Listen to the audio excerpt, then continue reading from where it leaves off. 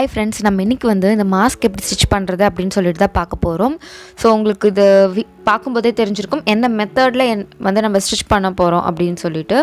So இப்போ உங்களுக்கு நான் வீடியோவில் அதோடய மெஷர்மெண்ட்ஸ் நான் உங்களுக்கு கொடுத்துட்றேன். ஸோ நீங்கள் அதை நோட் பண்ணிக்கோங்க.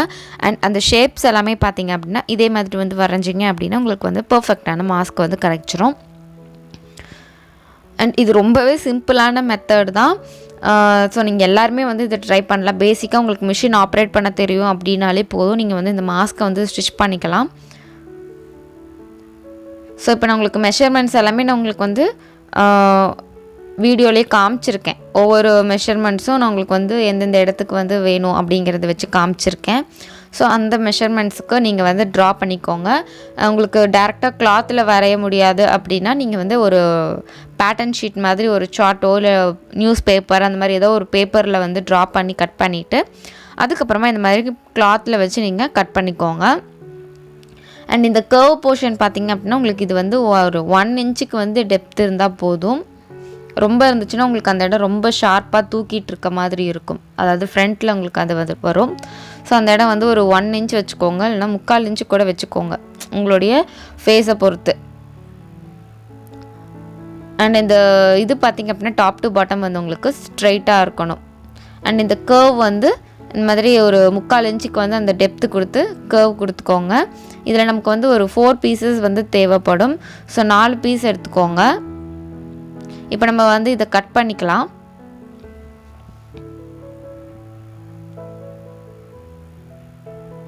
கரெக்டாக அந்த மார்க்கிங்லேயே கட் பண்ணுங்கள். ஏன்னா உங்களுக்கு மெஷர்மெண்ட் அப்போ தான் உங்களுக்கு கரெக்டாக இருக்கும்.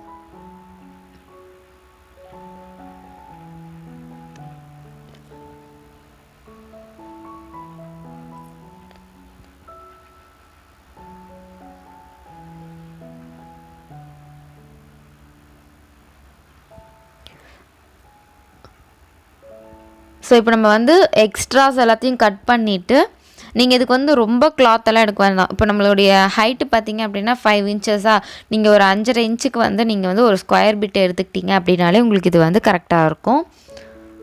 ஸோ இப்போ நம்ம 4 பீசஸ் நம்ம ரெடி பண்ணியாச்சு.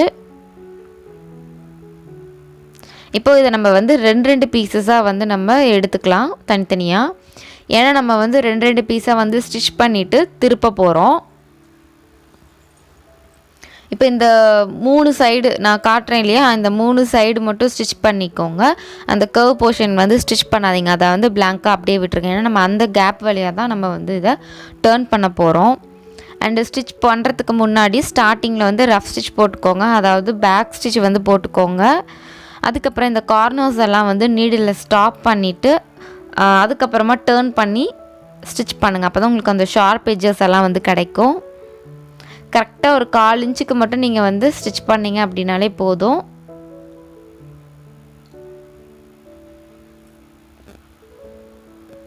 ஸோ இன்னொரு பீஸையும் எடுத்து அதே மாதிரியே ஸ்டிச் பண்ணிக்கலாம். சேம் அது எப்படி ஸ்டிச் பண்ணோமோ அதே மாதிரியே தான் இதையும் நம்ம ஸ்டிச் பண்ணிக்க போகிறோம்.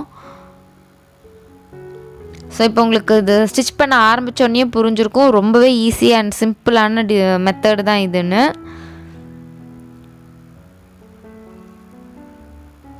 இப்போ நம்ம இதை கம்ப்ளீட் பண்ணியாச்சு. இப்போ எக்ஸ்ட்ராவாக இருக்கக்கூடிய த்ரெட்டு இந்த இதெல்லாத்தையும் கட் பண்ணிவிட்டு இந்த கார்னர் இருக்குது பார்த்திங்கன்னா, நம்மளுக்கு இதில் 2 கார்னர் தான் இருக்கும். ஸோ அந்த 2 கார்னரையும் வெட்டி விட்டுக்கோங்க. அண்ட் ஒரு வளைவு இருக்குது பார்த்திங்களா, அந்த இடத்துல இந்த மாதிரி நாச்சஸ் போட்டுக்கோங்க. ஏன்னா உங்களுக்கு அப்போ தான் அது கரெக்டாக டேர்ன் பண்ணதுக்கப்புறம் அந்த ஷேப் கிடைக்கும். இல்லைன்னா உங்களுக்கு அந்த ஷேப் இருக்காது. அதுக்காக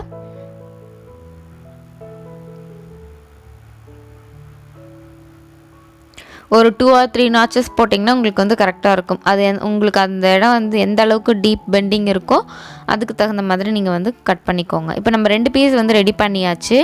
இப்போ 2 பீஸையும் நம்ம டேர்ன் பண்ணிக்கலாம். அதாவது இப்போ நமக்கு வெளிப்பக்கம் வெளியில் வர மாதிரி டேர்ன் பண்ணிவிட்டு இந்த கார்னர்ஸ் எல்லாத்தையும் இந்த மாதிரி கையிலேயே எடுத்து விட்டுக்கலாம் போதும். ஏன்னா நம்ம அதில் கார்னர்ஸ் ட்ரிம் பண்ணிட்டோம். ஸோ உங்களுக்கு ஈஸியாகவே டேர்ன் ஆகும். ஸோ இப்போ நம்ம டேர்ன் பண்ணிவிட்டு ஒன்று மேலே ஒன்று வச்சு பார்த்தோம் அப்படின்னா உங்களுக்கு அது ஈவனாக ஒரே அளவாகவே இருக்கணும். அப்போ தான் அது கரெக்டாக உங்களுக்கு ஸ்டிச் பண்ணதுக்கப்புறம் அளவு கரெக்டாக இருக்கும். இப்போ நம்ம டேர்ன் பண்ணியாச்சு. இப்போ நான் உங்களுக்கு வந்து வச்சு காட்டுறேன் பாருங்கள். ஒரே மாதிரி ஈவனாகவே எல்லாமே ஹைட்டு அண்ட் அதோடைய அகலம், அதுக்கப்புறம் அந்த வளைவு, இது எல்லாமே உங்களுக்கு வந்து ஒரே மாதிரி அளவுலேயே இருக்கும். இப்போ நம்ம வந்து சென்டரை வந்து ஜாயின் பண்ணோம் அப்படின்னா நமக்கு வந்து சென்டர் போர்ஷன் வந்து ஹாஃப் கம்ப்ளீட் ஆகிடும்.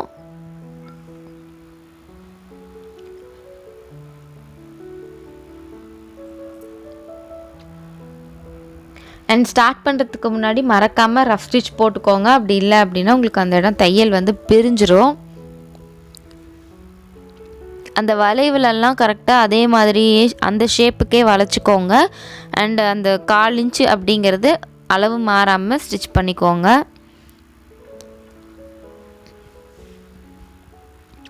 இப்போ நம்ம வந்து சென்டர் வந்து ஜாயின் பண்ணிட்டோம். ஒரு ஸ்டிச்சே போதும். ஏன்னா நம்ம அதுக்கு மேலே வந்து மறுபடியும் ஒரு படிமான தையல் போடுவோம். அதனால நம்மளுக்கு அந்த ஒரு ஸ்டிச்சஸே போதும்.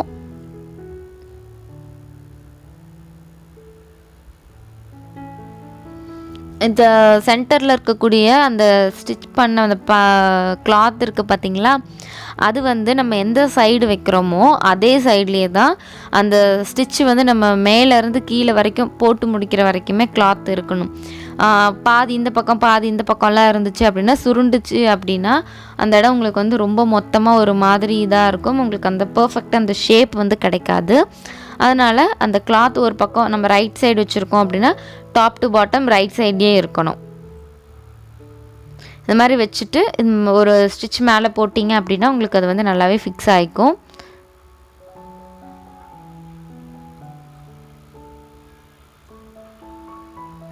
ஸோ இப்போ நம்ம வந்து ஸ்டிச் பண்ணி முடிச்சாச்சு. இப்போ நம்ம இதை சுற்றி அவுட்டரில் இருக்கக்கூடிய போர்ஷன்ஸ்லேயும் வந்து ஒரு ஸ்டிச்சை போட்டுக்கலாம். ஏன்னா நம்ம வந்து ஸ்டிச் பண்ணி டேர்ன் பண்ணியிருக்கோம். அப்படி இருக்கும்போது உங்களுக்கு அந்த எட்ஜஸ் எல்லாம் வந்து கொஞ்சம் ஒரு நல்ல ஒரு ப்ரெஸ் கொடுத்த மாதிரி இருக்காது. அதனால் நம்ம வந்து ஸ்டிச் பண்ணிக்கிட்டோம் அப்படின்னா உங்களுக்கு அந்த இடம் வந்து நல்லா பர்ஃபெக்டாக ஷார்ப்பாக நிற்கும்.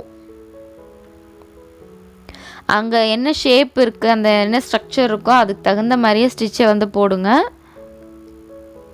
அண்ட் நல்ல கார்னரில் வந்து ஸ்டிச்சு போட்டுட்டு வாங்க. ஸோ இப்போ இது முடிச்சிட்டோம் அப்படின்னா நம்மளுக்கு ஃபேஸ் மாஸ்க்குக்கு சென்டரில் இருக்கக்கூடியது கம்ப்ளீட் ஆகிடும். அதுக்கப்புறமா நம்மளுக்கு தேவையானது என்ன அப்படின்னு பார்த்திங்கன்னா ஸ்ட்ராப் மட்டும்தான். அதாவது நம்ம அதை வந்து காதில் மாட்டுறதுக்கு ஒரு ஸ்ட்ராப் மட்டும் ரெடி பண்ணோம் அப்படின்னாலே போதும். நம்ம வந்து அந்த சைட்ஸை வந்து கம்ப்ளீட் பண்ணிட்டோம்.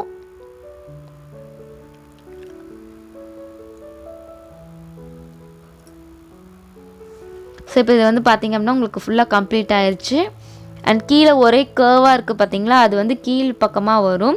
அண்ட் மேலே வந்து ஒரு சின்னதாக ஒரு பெண்டு வந்து வந்திருக்கும், கொஞ்சம் ஹைட்டாக வந்து வந்திருக்கும்.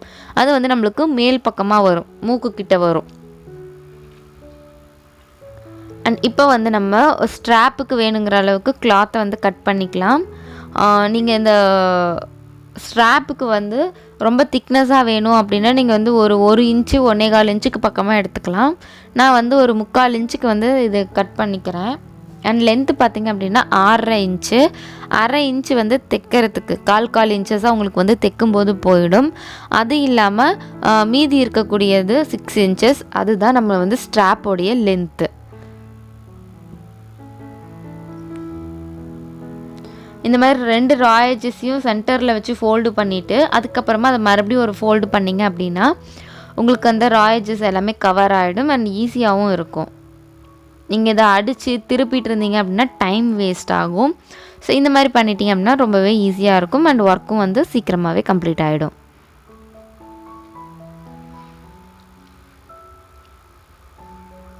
நம்ம இப்போ ஸ்ட்ராப் ரெடி பண்ணிட்டோம் அப்படின்னா அதுக்கப்புறம் 1 நிமிஷத்தில் வந்து நம்மளுக்கு மாஸ்க் வந்து ரெடி ஆகிடும். அண்ட் இந்த ஸ்ட்ராப்பையும் அதே மாதிரியே வந்து 2 ராயேஜஸையும் ஃபோல்டு பண்ணிவிட்டு அதுக்கப்புறமா அதை மறுபடியும் ஒரு தடவை ஃபோல்டு பண்ணோம் அப்படின்னா நமக்கு வந்து ஃபுல்லாக வந்து அந்த ராயேஜஸ், அதாவது அந்த பிசுரெல்லாம் வருது பார்த்திங்களா, அது வந்து கவர் ஆகிடும்.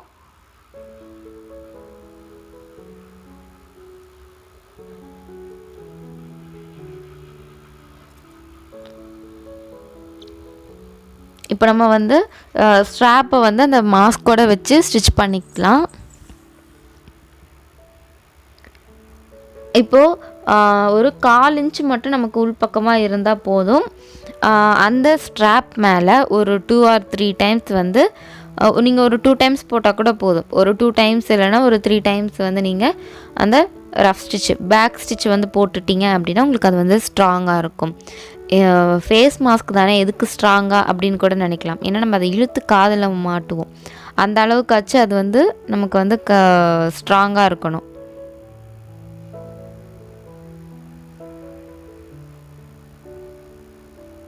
ஸோ இப்போ வந்து நம்ம 2 பக்கமும் வந்து வச்சு ஸ்டிச் பண்ணி முடிச்சிட்டோம். ஸோ இப்போ வந்து நமக்கு மாஸ்க் வந்து ரெடி ஆகிடுச்சு.